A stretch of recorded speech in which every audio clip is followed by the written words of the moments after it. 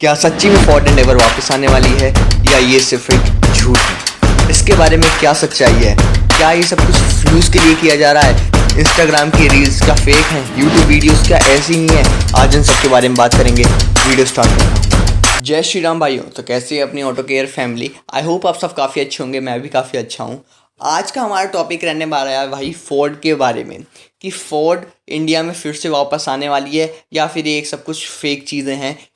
Views के नाम पे यूट्यूबर्स इंस्टाग्राम पे रील्स ऐसे ही बन रही हैं। इसके बारे में सब बताऊंगा। वीडियो स्किप नहीं करनी, चैनल पर नए हो तुरंत सब्सक्राइब करो।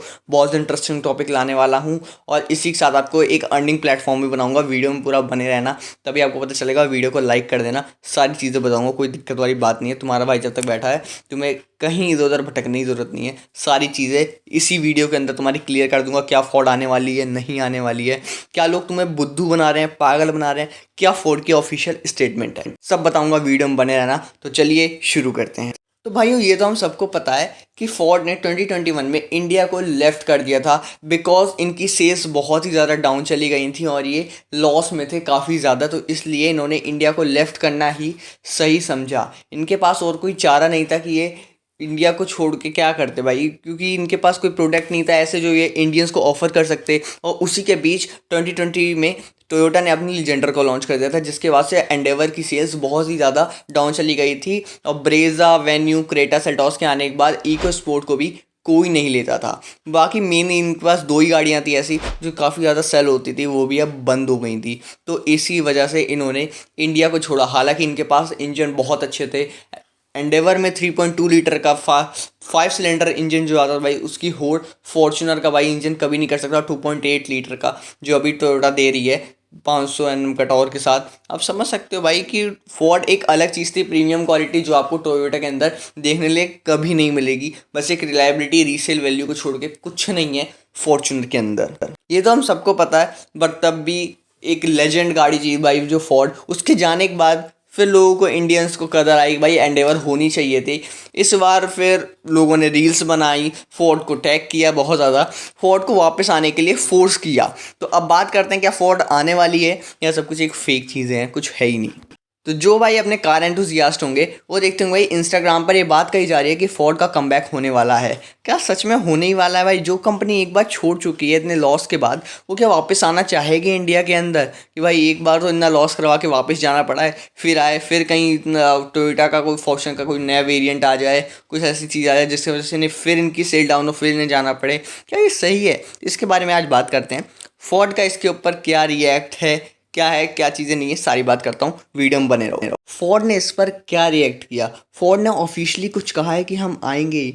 तो फोर्ड की स्टेटमेंट आपके सामने दिख रही होगी। हाँ भाइयों, आने वाली है एवरेस्ट इंडिया के अंदर, नोन एज एंडेवर। ये फोर्ड की स्टेटमेंट है, पर कुछ असामाजिक तत्व हैं जिन्हें अभी भी विश्वास नहीं हो रहा है कि हाँ आने वाली है। रुको, अभी हो जाएगा विश्वास। अभी मैं आपको बताने वाला हूँ भाई लेटर ऑफ इंटेंट जो फोर्ड ने तमिलनाडु गवर्नमेंट को दिया है, जहाँ पे इनका पहले प्लांट था। इंडिया के अंदर इनके दो प्लांट्स थे, एक तमिलनाडु में था और एक मुंबई के अंदर। दोनों, एक तो भाई इन्होंने महिंद्रा को दे दिया, दूसरा तमिलनाडु वाला इनका अभी भी ऐसा ही पड़ा है, उसमें कुछ नहीं हो रहा। अब लेटर ऑफ इंटेंट, मैं इसके बारे में आपको थोड़ा ब्रीफली समझा देता हूँ। फोर्ड ने एक लेटर सबमिट किया है तमिलनाडु गवर्नमेंट को, ये इसलिए कंफर्म कर दे कि हम इंडिया में वापस से मैन्युफैक्चरिंग अपनी स्टार्ट करने वाले हैं। मैन्युफैक्चरिंग में भी एक बहुत इंपॉर्टेंट बात है जो ध्यान रखने वाली, उसे ध्यान से सुनना भी भाई। CBU import means completely build up. अब CBU इम्पोर्ट आपने नई चीज़ सुनी होगी, कंप्लीटली बिल्ड अप। एवरेस्ट हमारे इंडिया में आएगी, बट इंडिया में मैन्युफैक्चर नहीं होगी, वो असेंबल्ड बाहर होगी और बाहर से ही इंपोर्ट की जाएगी। तो मतलब टैक्सेशन बहुत ज़्यादा होने वाला है। अब फोर्ड भी यहाँ पे कुछ नहीं कर सकती। अब काम करेंगी, अब काम कौन करेगा इसके बारे में बात करते हैं। अब सारा काम निर्मला टैक्स रमन का है। निर्मला टैक्स रमन क्या करने वाली हैं? ये इस पर टैक्स लगाएंगी बहुत ज़्यादा। जो भाई हमें 50-60 लाख रुपए की फॉर्च्यून इतनी महंगी लगती है, कौन इसे लेगा? ये बाहर से इंपोर्ट होने वाली है, इतना taxation, duty charge, import duty, कितना कुछ लगा देंगे यार। उसके बाद ये गाड़ी 80-90 लाख 100 लाख करोड़ तक भी पहुंचेगी। इसके बाद तो इंसान डिफेंडर ऑब्वियसली ले ही लेगा। तो ये बात जान लेना कि अगर एंडेवर आई तो ये बहुत ही ज़्यादा महंगी होने वाली है, जो लेने कोई तुक बनता नहीं है। फिर आप सब जानते ही हो आगे क्या करना है आप लोगों को, फिर डिफेंडर ही लाओ यार, उससे अलग ही बात बन जाएगी। एंडेवर कौन ही लेगा यार, इंजन ऑप्शन सुनने के बाद तो वैसे ही आपका दिमाग ख़राब होने वाला है। अब फोर्ड की क्या स्ट्रेटजी है इस बार इंडिया में आने की, स्ट्रेटजी की बात करता हूँ भाई। अब इन्होंने यहाँ पर अपनी इंडिया के अंदर कोई भी मैन्युफैक्चरिंग अपनी गाड़ी की नहीं करेंगे, पार्ट्स हालांकि यहीं बनेंगे, बट यहाँ पर गाड़ी मैन्युफैक्चर नहीं होगी, गाड़ी डायरेक्ट टोटली बाहर से इंपोर्ट होगी, कंप्लीटली बिल्टअप बाहर से बनेगी, डायरेक्ट इंपोर्ट होगी, टैक्सेशन बहुत ज़्यादा होगा। निर्मला टैक्स रमन उसके लिए हमारे पास बैठी हुई हैं, तो उसकी कोई दिक्कत वाली बात है नहीं। अब बात कर लेते हैं भाई इसके, ये डीले क्यों कर रहे हैं, जब आना है तो भाई आ जाओ ना। एक बार 24 हो गया भाई, 25 इंस्टाग्राम पे रील बढ़ती जा रही हैं, कुछ ऐसे पेजेस हैं जो बनाती जा रहे हैं भाई, फोर्ड आ गई, एंडेवर आ गई, ट्रक में लदी देख ली भाई कहीं बाहर कंट्रीज़ में, तो बता दे कि भाई आने वाली है गाड़ी। अब क्या ये सच्चाई है यार, अभी डीले क्यों कर रहे हैं यार, लोगों को विश्वास ही नहीं हो रहा भाई, डीले क्यों कर रहे हैं, जब आना ही हो तो एक बार आ ही जाए ना। उसके बारे में बात करता हूँ भाई। अब इनका फोकस क्या भाई, जो लोकल ईवी डेवलपमेंट अभी इंडिया के अंदर चल रहा है, तो इसीलिए लोग अपने अभी एवरेस्ट को लॉन्च नहीं कर रहे हैं। और ये हो सकता है यार 2025 के लास्ट तक या 2026 में ही आएगी, तो इस साल की मैं भी उम्मीद लगा के नहीं बैठा हूँ कि इस साल आ भी जाएगी। आ गई तो भाई सबसे पहले आपके लिए रिव्यू लेके आ जाऊँगा इस गाड़ी का, कोई दिक्कत वाली बात है नहीं। अब बात कर सकते हैं कैसे आप लोग अर्निंग कर सकते हो। तो एक ऐसा ऐप आप लोगों को आगे वीडियो में बताने वाला हूँ जिसके थ्रू आप ज़ीरो इन्वेस्टमेंट से बिल्कुल 0% इन्वेस्टमेंट से आप अर्निंग कर सकते हो काफ़ी अच्छी खासी, जिसमें आपको कुछ लगाना भी नहीं है, खाली आपको अर्न करना है, बस आपको गेम्स खेलने हैं और आप अर्न कर सकते हो। अगर मेरे रेफरल लिंक से जाओगे तो काफ़ी ज़्यादा आपको फ़ायदा देखने को मिलेगा। ऐप का नाम चाहिए तो भाइयों अभी थोड़ा वीडियो को आगे देखो, अभी आपको सारी चीज़ें बता दूंगा, वीडियो में बने रहना है। इंजन स्पेक्स की बात करता हूँ, इसमें आने वाला है भाई थ्रू 2.3 लीटर का eco boost engine with 296 bhp and 420 Nm of torque और 2.0 लीटर टर्बो डीजल इंजन। अब भाई ये डीजल के अंदर ही ऑब्वियसली आने वाली है। बाहर के कंट्रीज़ में आप देखोगे तो बैंकॉक में अभी जैसे ऑटो एक्सपो लगा था वहाँ पे, तो V6 इन्होंने वहाँ पे खड़ा कर रखा था। इनके पास है काफ़ी सारे इंजन ऑप्शंस हैं। 3.2 के साथ ये नहीं आने वाली है इस बार, 2.3 लीटर के इंजन के साथ आएगी, वो भी मैं नहीं कह सकता हूँ बिकॉज 2.3 के साथ हो सकता है भाई ये गाड़ी ना आए। 2.0 लीटर के साथ आने के बहुत सारे चांसेस है। टर्बो के साथ आ जाएंगे भाई, 10 स्पीड गियर बॉक्स दे देंगे, बस उससे ज़्यादा कुछ नहीं भाई।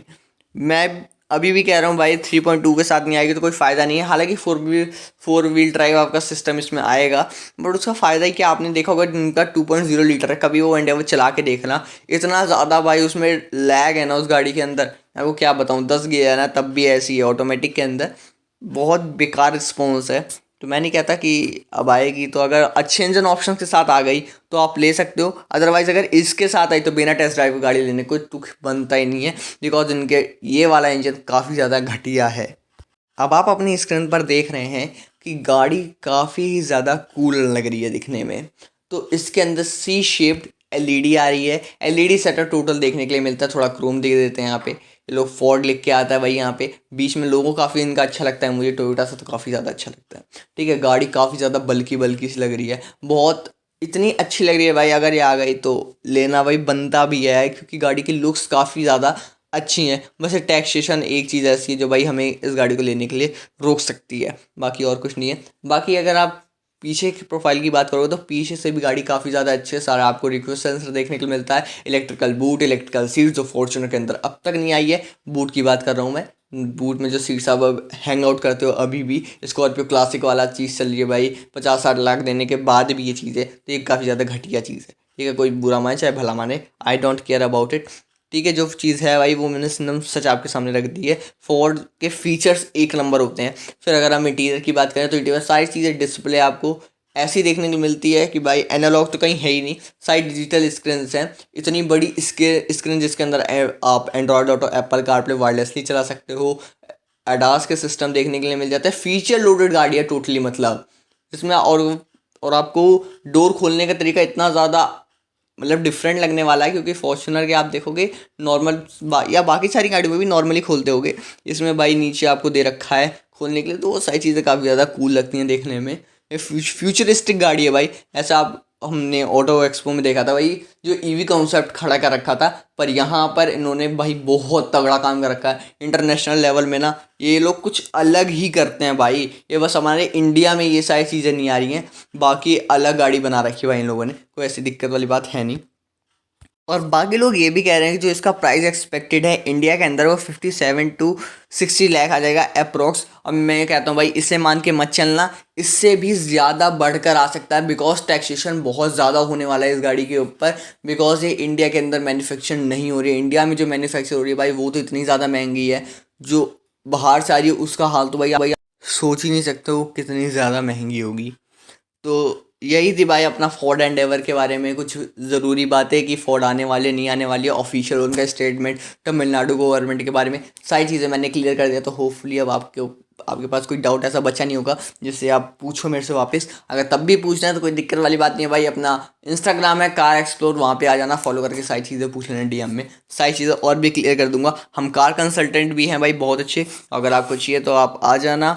चैनल को सब्सक्राइब करके अपना बेल आइकन को प्रेस कर लेना, और अपना इंस्टाग्राम पे भाई फॉलो करके सारी चीज़ें पूछोगे तो वो हम बता ही देंगे, हमारा लिंक भी है। और अगर आपको ये प्रेजेंटेशन चाहिए तो मैं अभी आप मुझे लाइक कर देना वीडियो को, अगर इस पर अच्छे खासे लाइक आ जाते हैं और सब्सक्राइबर बढ़ते हैं तो मैं ज़रूर से इसका लिंक आपको डिस्क्रिप्शन में दे दूँगा। तो वीडियो देखने के लिए आपका बहुत बहुत धन्यवाद, थैंक यू सो मच।